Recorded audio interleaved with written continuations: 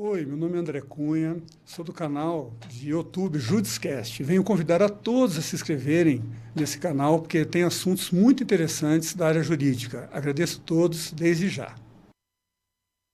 E aí, galera, bem-vindo a mais um podcast, né? Hoje nós estamos com um convidado para lá de especial, é um cara que eu admito ser fã dele, um dos maiores combatentes do Tribunal do Júri que eu já vi. Estamos aqui com nada mais, nada menos que o doutor Alexandre Aquino. Tudo bom, doutor? Como é que vai? Tudo bem, André. É uma satisfação estar com você, André, aqui. A nossa amizade, né? Sim. É uma satisfação muito boa. E eu fiquei muito feliz, eu chegando aqui, eu fiquei muito feliz, porque do lado aqui é o escritório que eu trabalhei durante 11 anos. Eu sempre estava aqui, me desculpa, eu me emociono, né? Sim. Como estagiário, trabalhei aqui com o professor Amaral. Sim. Então me emocionei quando eu cheguei aqui. Olha só, foi meu professor também. Então vamos pegar, já que você falou do mestre Amaral, né? Que vai ter alta daqui a uns dias da cirurgia. E conta a sua carreira, né? Até você chegar hoje, né? Com centenas de júris, né, para completar 100 júris, e júris emblemáticos, tanto em Londrina como no Brasil, né, de repercussão aí nacional. Sim. Né? Conta para nós a sua história. Eu estudava na faculdade metropolitana e eu vendia camiseta. Você me desculpa que eu me emociono. Não, claro. Eu vendia camiseta e eu não tinha condição de pagar a faculdade. Aí o pai do Amaral faleceu. O pai do Amaral faleceu e todo mundo do Amaral é muito conhecido, né? Sim. Na faculdade, todo mundo da faculdade foi no velório dele. E aí ele perguntou, por que o Alexandre não está aqui no velório? O que aconteceu? Ele não está indo na aula. Daí um advogado hoje, que é o Maurício, que é da Copel, falou para ele, falou, Amaral, ele não está indo porque ele parou de vender camiseta para a Metropolitana, trocou o dono, e ele não está tendo condição, ele está com um filho pequeno. Então o Amaral falou assim, não, é um crime ele deixar de fazer faculdade. Fala para ele ir falar comigo no escritório, que eu vou arrumar para ele na faculdade de Catuaí, que é dele na época. Daí eu nem acreditei, daí eu fui no outro dia, vim no escritório do Amaral, fiquei lá esperando, ele naquela correria dele de sempre. Daí eu fui e falei, professor, o seu pai faleceu, o senhor falou para mim vir aqui. Daí ele pegou, me abraçou, falou, a partir de hoje eu vou ser seu pai. Olha que legal. Você vai estudar na minha faculdade e vai aprender comigo. Sim. Aí eu fiquei durante 11 anos na advocacia Amaral e eu devo a tudo ao professor Amaral e aos irmãos dele, o Romeu, que faleceu, infelizmente, e o Manuel. Aprendi tudo com eles ali. Certo. O doutor Alexandre Aquino, que ele fala, eu faço dele minhas palavras. O professor Amaral é um grande amigo meu, da minha família, né? Inclusive, ele vai estar aqui. Ele vai estar aqui. Eu falei com ele junto com você no café. Sim, sim. Ele está recuperando de uma cirurgia no olho. No dia 10 de março, é para eu entrar em contato, que ele faz questão em estar aqui para dar o depoimento e falar quantos alunos, quantos delegados, quanto promotor, quanto juiz que passou nas mãos do professor Amaral. Sim. E eu tive a procuradora do CAI, exatamente. De Oliveira foi aluna nossa, foi aluna dele. Eu tive a honra de estar do lado do professor Amaral 11 anos, eu aprendi tudo com ele. Sim. Tudo, tribunal do júri, audiência de instrução, atendimento na delegacia, tudo eu aprendi com o professor Amaral. Então, eu sou muito grato a ele, que ele me ensinou e me ajudou na faculdade. Hoje você tem sua marca, né? Hoje é Alexandre aqui na advocacia, né? Você está autônomo, mas a sua carreira, o seu grande mentor, né, intelectual, espiritual, né, foi o professor Amaral. E dali, sim, então, você segue mais ou menos os mesmos métodos, né? E, claro, sempre se atualizando, né? Porque o advogado é muito dinâmico, né? Exatamente. Então, vamos falar, na época, acredito que você era estagiário ainda, do caso do Ebrahim José, o que matou o dono da Cipasa, que foi um caso de repercussão. Você participou como estagiário? Participei como estagiário. Conta para nós. Foi o primeiro caso de repercussão. Eu lembro, na época dos fatos, o juiz criminal que estava representando o processo era o Dr. João Cleve Machado. E aí, no caso, o Amaral entrou com um pedido aqui em Londrina, foi negado. Eu, como estagiário, eu que protocolava. Sim. O Amaral não ia, o Amaral ficava no escritório e eu que protocolava. Sim. O pedido físico. Eu protocolei, era Darcy, a escrivã. Grande Darcy, um abraço para a escrivã. Eu protocolei junto com a Darcy, e aí eu fui e tal, protocolei, foi negado, entrou em Curitiba, negou, o Amaral entrou com um habeas corpus no STJ, em Brasília. Olha. E foi concedido na oportunidade. E eu me lembro muito bem que foi numa sexta-feira, o Amaral conseguiu lá em Brasília, aí ele falou, vamos lá no João Cleve, porque ele vai ter que soltar o meu cliente hoje. Isso já tinha acontecido, Júlio? Não tinha acontecido nada. Era preventiva. Era preventiva decretada. Tá. E aí o Amaral estava respondendo preso. Estava respondendo preso. Entendi. O Amaral falou, nós vamos soltar ele hoje. Eu não conhecia, não sabia. Ele falou, vamos lá no fórum, vamos comigo. Pegou eu de carro e fomos lá. Ele chegou e falou, João Cleve, e hoje é tudo online. Peguei tua época. Hoje com 22 anos de votação. Antes era tudo físico. Daí ele foi e falou pro João Cleve, saiu, doutor João Cleve, a decisão do meu cliente, eu quero colocar ele na rua hoje. Deu João Cleve, mas saiu mesmo, doutor? Saiu, era uma sexta-feira. Saiu, aí o João Cleve olhou, falou para Darcy, expede o mandado de prisão, o alvará de soltura, expede o alvará de soltura do Ibrahim José Barbim. Daí a Darcy não queria soltar. Falou, doutor, mas não veio a ordem de Brasília. É o Amaral Darcy, mas você tá querendo fazer mais do que o juiz, Darcy? O juiz falou para expedir o alvará. E antes, o que tinha que fazer, André? Tinha que ver todas as varas se não tinha mandado de prisão em desfavor. Aí a Darcy, naquela hora, 4:30 da tarde, foi correndo em todas as varas, segunda, terceira, Eugênio, o Eugênio, todas as varas, para ver se não tinha ordem, coisa. Aí falou pro doutor, pro juiz da vara, falou, doutor, não tem mandado de prisão expedido, então expede alvará. E naquela data, 6 horas da tarde, nós saímos de lá e fomos soltar o Ibrahim. Então aquilo ali marcou para mim. Aí o Amaral falou, tem que ser assim, ó. O juiz mandou soltar, tem que soltar na hora. Não tem que... Exatamente. E ali eu aprendi que tem que soltar na hora. Eu vou até levar um vídeo que eu assisti esses dias do nosso querido Cacai, né, um dos maiores advogados do Brasil, e perguntaram para ele, né, que ele já chegou muito longe na carreira dele, e perguntaram para ele se agora ele almejava ser ministro do STF, que seria o auge da carreira dele. Ele falou, não quero ser ministro nenhum. O auge da minha carreira, quando eu faço HC, tiro um habeas corpus e tiro o inocente da cadeia. Esse é o auge do advogado verdadeiro, corajoso, do artigo 133, né, da Constituição Federal.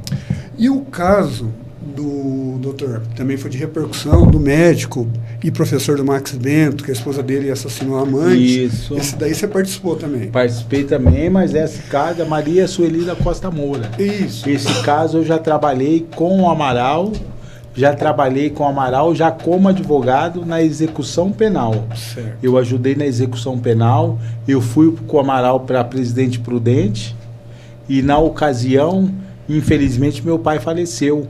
Eu estava com o Amaral no hotel e recebi uma ligação da minha irmã que meu pai tinha falecido em 2007, 2007. Meu pai faleceu e nós estávamos lá, e eu trabalhando com o Amaral na execução penal, tirando a Maria Sueli da Costa Moura da cadeia. Ela ficou presa quando ela preventivamente não. Preventivamente não. Depois cumpriu pena, o Amaral, nós conseguimos soltar ela. Porque a gente advoga, né, para os direitos, né? Sim. Não é para a pessoa que fez o ato. Então eu aprendi muito também com o Amaral na execução penal, nesse caso, que foi um caso de repercussão também, que era mulher, né? Então eu aprendi muito.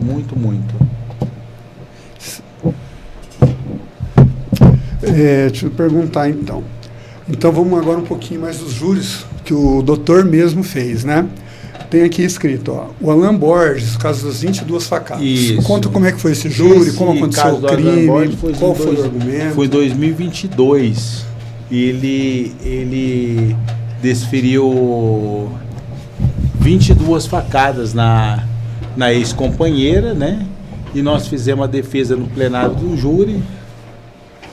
Mas era um júri muito difícil, porque ele foi preso em flagrante delito, não tinha muito o que fazer, né? Mas fizemos o júri... O da amante.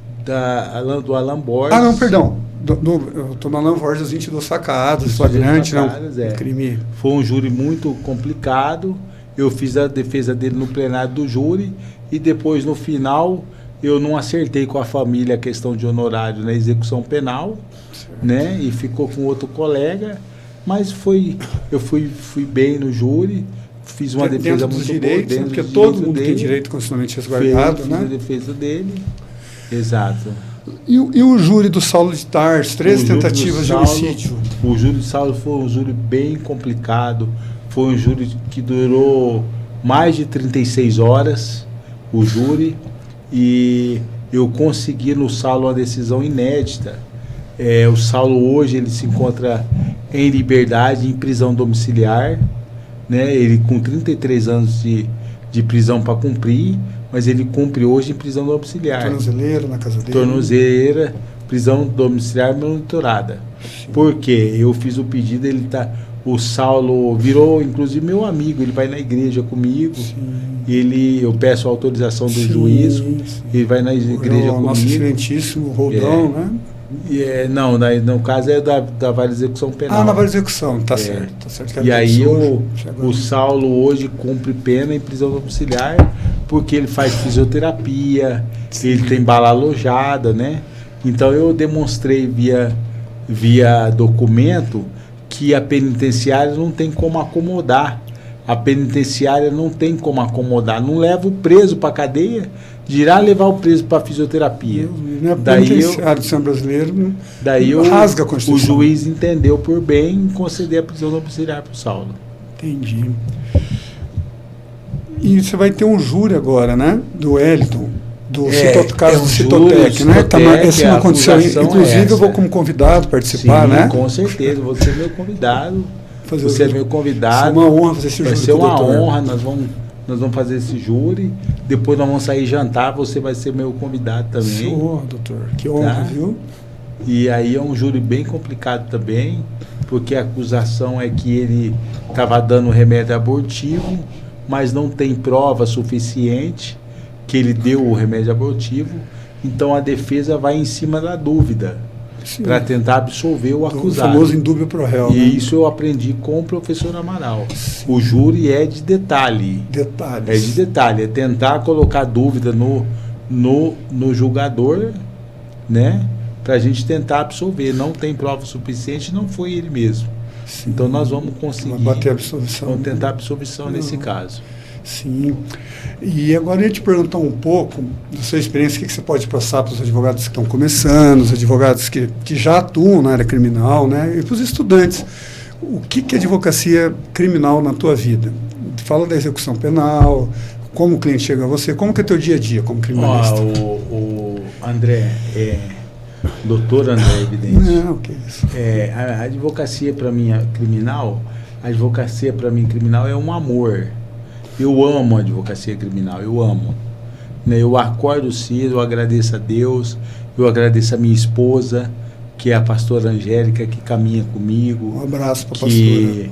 Que sempre está ao meu lado. Se não fosse ela, eu não estaria advogando. Eu sofri um AVC, eu fui pro Hospital Sara Kubitschek, a pedido do Durval Amaral e do professor Amaral, fiquei internado no Hospital Sara Kubitschek. Eu dei uma recuperada, né? Então hoje, graças a Deus, eu com a pastora Angélica, ela me ajuda. Então a advocacia criminal, para mim, eu preciso do dinheiro. Sim, que a gente o dinheiro seria uma consequência, dinheiro, né? Mas eu amo a advocacia criminal, eu amo fazer a defesa dos direitos de quem está sendo processado, né? Sim. Então eu amo fazer o direito do mais que tá sendo processado, né? Então a gente tem muitos casos. Posso contar um? Claro, deve, Teve doutor. um caso, foi assim, André, bem rápido, tá? Eu estava na casa de custódia e a minha esposa fica no carro e eu deixo o celular na portaria. Eu saí da casa de custódia, era final de ano, dia 20 mais ou menos de dezembro de 2019. Tinha 25 ligações no meu telefone. Eu entrei no carro e falei, Angélica, deve ser alguma pessoa presa. 25 ligações, não conheço o número. Liguei de volta, era uma pessoa, falou assim, poxa, doutor, o meu filho está preso em Apucarana. Meu filho está preso em Apucarana, você consegue? Eu falei, consigo. E era uma pessoa da igreja, que eu não vou citar nome, mas era uma pessoa da igreja. Falei, eu vou lá, vamos acertar os honorários, eu vou. Eu fui. Cheguei lá na cadeia pública de Apucarana, falei, ó, tem um cliente meu preso aí, eu quero falar. Aí o rapaz falou assim, ó, o delegado não gosta que fala com o cliente, tem que esperar ele falar lá, porque ele está conversando. Eu falei, não tem que esperar. Vai esperar o quê? O meu cliente está preso. Eu sou advogado, eu quero ir lá falar. E isso, na orientação do Amaral lá atrás, ele falou, você tem que falar quando ele estiver preso, bate a porta. Prerrogativa, né? Você tem inquérito, eles são obrigados a dar, né? Tá nós bom. Advogados. Eu vou lá, tal. Aí fui, cheguei, falei, bati na porta, o delegado falou assim, doutor, só aguarda aí um pouquinho que eu estou conversando com ele aqui, depois o senhor... Eu falei, doutor, não tem esse negócio de aguardar. Eu quero falar com ele agora. Eu vou orientar ele no que ele vai falar. O que ele vai falar na minha frente. Daí o delegado falou assim, não, ó, o senhor não é daqui, né? Eu falei, não sou. Aí ele falou assim, ó, o juiz daqui de Apucarana não gosta que entra com pedido no plantão. Eu falei, não, mas os juízes não são pagos para gostar. Exato. Eles são pagos para decidir. Se eles quiserem gostar, aí eles têm que trabalhar na Havan, na Casa Bahia, aí eles podem fazer. Se eles estão no Poder Judiciário, eles estão para decidir. Aí ficou aquele negócio e o preso meio assim, tipo, poxa, vai me complicar mais ainda. Eu falei, fica tranquilo, fulano. Aí eu falei, doutor, passa o número dos autos para mim. Aí ele passou o número único, eu tinha levado o token, fui na OAB, fiz o pedido, dava fiança criminal, que era um caso que o rapaz estava em tese no posto de gasolina, querendo o dinheiro para não aplicar multa, certo? Sim. Aí eu consegui a fiança para esse rapaz de R$ 2.500. A família não tinha, eu tinha condição do dinheiro. Falei, eu vou lá e pago a fiança. Paguei a fiança, fui lá na cadeia pública para soltar o cara às 6 horas. Cheguei lá, interfonei, e isso eu aprendi com o Amaral. Deu a decisão, tem que soltar. Não existe horário, 24 horas, né? Aí interfonei, tava meio chovendo, eu tava com a cadeirinha de roda minha motorizada. Eu interfonei, falei, eu quero soltar o preso tal. Daí ele falou assim, doutor, só na segunda ou na terça, por causa do protocolo nosso aqui, por causa de segurança. Falei, vem aqui fora que eu quero falar com você. Aí o rapaz veio e a gente com essa cara de besta na cadeirinha de roda. Daí eu falei assim, eu quero o seu nome e a sua matrícula. Eu quero o seu nome e sua matrícula. Por quê? Eu falei, porque você vai ser processado. Porque você está obstruindo, você está rompendo uma decisão. O juiz mandou soltar. Então, se você não quer soltar, você vai ser processado. E vamos combinar, ninguém é obrigado a ficar nem um dia preso, né? Aí falou, não, eu não vou soltar, não vou soltar. Daí eu falei, você vai ser processado. Daí ele falou assim, André, não, eu não posso ser processado, eu estou para aposentar. Daqui 15 dias. Eu falei, você está para aposentar, então piorou, cara. Se você está para aposentar, piorou. Então aí que você tem que soltar. Se você está para aposentar. Aí que você tem que soltar. Aí ele falou, não vou soltar. Eu falei, tá bom. Daí eu saí, você sabe, a cadeia pública durada da delegacia. Sim. Eu peguei e fui na delegacia. Estive lá esses dias. Interfonei. Falei, eu quero fazer um BO. Daí o cara, BO do quê? Quero fazer um BO. Alexandre Aquino, é abuso de autoridade. Sim. Daí entrei, posso contar, né? Sim, claro. Aí entrei, falei assim, eu quero fazer um BO, eu tô com ordem judicial, o agente não quer soltar o preso, ele está em flagrante delito lá por abuso de autoridade. Ele não quer soltar. Ah, doutor, mas desde cedo você já está aqui arrumando confusão, vou ligar pro delegado. Aí ligou pro delegado, que eu tinha estado problema. Aí o delegado falou, o que é, doutor? Eu falei, doutor, eu quero fazer 2 BO. 2 BO do quê? Eu falei, um por abuso de autoridade e outro por prevaricação do seu funcionário, né? Eu falei, um por abuso e o outro que ele não está querendo fazer o BO por um abuso, ele está prevaricando. Na verdade, caberia judicialmente ter um mandado de segurança. Ele está prevaricando, o agente está preso em flagrante. Eu já dei voz de prisão em flagrante para ele por abuso de autoridade. E o seu funcionário aqui está prevaricando, está preso também. Não, espera um pouquinho, deixa eu falar. O doutor, só espera um pouquinho. Ele falou assim, a pica não é minha, mas eu vou ligar pro pessoal do choque. Eu vou ligar. Aí ele pegou, ligou, falou, doutor, só espera 1 horinha, 40 minutos. Eu falei, não tem problema. O choque vai vir para tirar seu cliente. Olha só. Eu lembrei que o Amaral me falou, tem que ficar em cima, não tem que dar... Advogado, esse é um advogado corajoso, gente. Vocês viram aí o testemunho real, né? E o advogado tem prerrogativa, né? Rapidinho. Sim, perdão. Daí, rapidinho. Aí o choque veio, soltou o preso, eu saí com o preso, com a minha esposa, vim, trouxe, recebi meus honorários, recebi a fiança que eu tinha pagado. Daí aí eu liguei até para o Amaral, contei o caso. Ele falou, é isso aí mesmo, meu filho, é isso aí que você tem que fazer. Doutor, assim, de toda a tua carreira, tem algum dos júris que você fez que mais marcou? Seja como advogado, seja como assistente? Um júri que marcou? Um júri que marcou foi um júri que eu fiz, que o meu cliente estava sendo acusado de dar uns tiros... Deixa eu ver, tem vários, né? Eu sei, não é pouco não. Né? Não, tem um que marcou que era assim, um júri em Cambé, que não tinha como, mas eu tinha que afastar as qualificadoras. E uma qualificadora era impossibilidade de defesa. Sim. Né? Era impossibilidade de defesa e ia reduzir a pena se eu afastasse a qualificadora. E aí o que eu fiz? O meu cliente era traficante. E a vítima era traficante.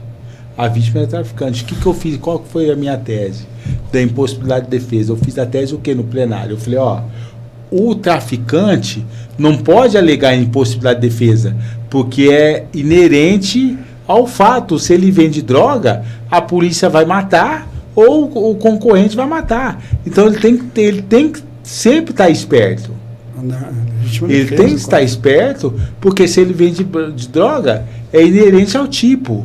Ele sabe que o outro traficante pode matar ele tem que estar preparado. Então não pode alegar impossibilidade de defesa. Aí colou essa tela no plenário. Daí como que é legítima defesa? Não, caiu a qualificadora. Tá, aí reduziu. É bacana. Eu falava pro plenário, não pode, quem impossibilidade de defesa é o cara que está no churrasco com a família, bebendo, e aí chega o cara e dá do nada tiro. Esse é impossibilidade de defesa. Agora o cara que está vendendo droga, ele tem que estar lá com um revólver, esperando alguém matar ele. Eu vi uma entrevista, até comentei com o doutor, não sei se você viu, o doutor Quaresma, advogado de Minas Gerais, fez um júri em Curitiba agora. Foi exatamente o que o doutor acabou de falar. Foi uma troca de tiros e alegaram que ele não tinha como se defender. Numa troca de tiros, que já tinham custado na discussão, o outro chegou com a arma, atirou, levou tiro contra, inclusive também foi hospitalizado ambos, mas a vítima faleceu, né? E a tese do Dr. Quaresma, que é um grande tribuno aí do Brasil, né? Muita gente conhece, eu tive a felicidade de conhecê-lo pessoalmente, é a mesma tese que ele está usando, né? Que ele usou. Impossibilidade de defesa, eu fiz essa tese e colou no plenário do júri. E doutor, deixa eu fazer uma pergunta, tanto quanto curiosa. Quando você falou do indúbio pro réu, na dúvida, né? Teria que absolver, porque a única presunção absoluta que existe em todo direito, constitucionalmente falando, é a presunção de inocência. E o indúbio pro réu deriva-se dessa presunção. Vamos para a Lei Maria da Penha, no caso de feminicídio, vamos lá, no quanto da pronúncia ou impronúncia. Todos os juízes do Brasil, eu vejo, que estão usando o tal de indúbio pro societar. Quando eu acredito que deveria usar o indúbio pro réu. Né? Não, é que assim, qual é a tua opinião sobre isso? A pronúncia baseada no indúbio pro societar. A doutrina e a jurisprudência falam o quê? Na dúvida... Absolve. Não, na dúvida pronuncia. Ah, é? Mas a doutrina, né? Mas a regra constitucional... Estão rasgando a Constituição em vários sentidos. O que você me fala do STF, STJ atualmente? Você que está há tantos anos, você vê diferença? Cada caso é um caso, né? É complicado. Cada caso é um caso. O STF tem muitas situações no STF, no STJ, que você fala assim, não vou conseguir, e consegue, né? Sim. Então, cada caso é um caso, cada ministro é um ministro. Tem ministro que já advogou, sim, que ele tem um tendencioso para defesa. Sim. Tem ministro que já advogou. Por isso que tem o quinto constitucional. Né? Tem ministro que já advogou. Então, quando cai num ministro que já advogou, que já teve um escritório de advocacia, a tendência é ele ir para defesa. Entendi. Né? E o que eu ia te falar? Já estamos chegando ao final, já, né? Isso. Eu vou te deixar você dar suas... finalizar, falando da parte, no caso do tribunal do júri mesmo, né, do rito, desde a pronúncia em pronúncia, daí faz de conta que foi pronunciado, até a execução penal e os devidos recursos. Só finaliza explicando mais ou menos. Não, eu normalmente faço assim. Desde o cliente que chega na tua porta. Quando é réu preso, certo, eu, via de regra, eu não interponho recurso. Por quê? Eu prefiro não interpor recurso e deixar o réu ir para o plenário do júri para tentar uma absolvição. Porque o recurso demora para ser julgado e a possibilidade de reverter no recurso é ruim. Então, o que eu faço? Eu desisto do recurso, mando o réu para o plenário. Está preso? Vai rápido. E o prazo é em dobro? Não. Vai rápido, mais rápido, né? Vai rápido, manda o réu para o plenário e eu vou para o júri, né? Certo. E mas aí essa fase toda do processo, até a pronúncia, então você deixa ela sem recurso? Não, essa fase deixa sem recurso. Tá, aí vai ter na instrução. Aí dependendo de cada caso é um caso. Aí vamos supor que ele tem algum tipo de condenação. E a parte da execução, como é que se trabalha daí? Como assim você fala? Foi condenado, ele entra na fase de execução penal, correto? Nessa parte da execução. Então, em cada caso é um caso. Cada caso é um caso, na execução penal, aí a parte que ele está cumprindo pena na outro, sim, unifica as penas, no caso, né? Aí já vai ver mais progressões, né?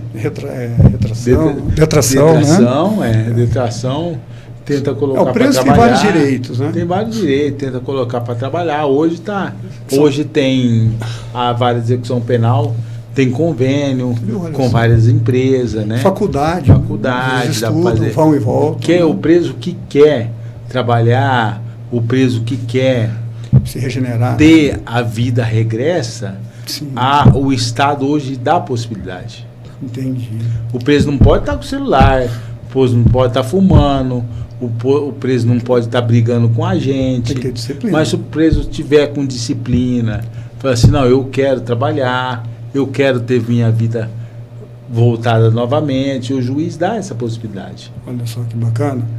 Gente, nós estamos já chegando ao final. Tivemos aqui hoje com o grande Dr. Alexandre Aquino, um dos advogados combatentes, assim, é uma honra participar do júri com ele. Provavelmente, com certeza, né, quando o professor Amaral vir, ele vai vir junto novamente, né, doutor? O professor Amaral, eu vou falar para você, o André, eu hoje, o que eu sou na advocacia, eu devo ao professor Amaral e aos dois irmãos dele, que é o doutor Manuel Amaral e o Romeu Amaral falecido, né? Porque eu aprendi demais com o professor Amaral, certo, eu tomava café com ele cedo, e cedo ele falava, meu filho, ele chamava de meu filho, Hoje nós temos isso, nós temos que fazer assim, Bacana. nós temos que ir para Brasília, nós temos que ir para Curitiba, você vai comigo. Quando eu tirei o OAB, ele fez questão de pegar um avião e levar eu lá em Curitiba. Na época era o Alberto de Paulo Machado, que era o Alberto presidente, Vicente, que era o presidente da OAB. meu amigo. Daí o Amaral pegou, eu não sabia. Ele pegou e falou, vou no banheiro. Grande trabalhista. Ele falou assim, eu vou no banheiro, já venho, né? Aí saiu, foi no banheiro, aí de repente falou assim lá no coisa, vamos sortear aqui alguém para fazer o juramento. Alexandre aqui no bar, falou, né? Daí o Amaral olhou, deu uma risada, deu um sorriso, daí piscou, né? Daí depois eu falei, teve sua mão aí, né, no sorteio.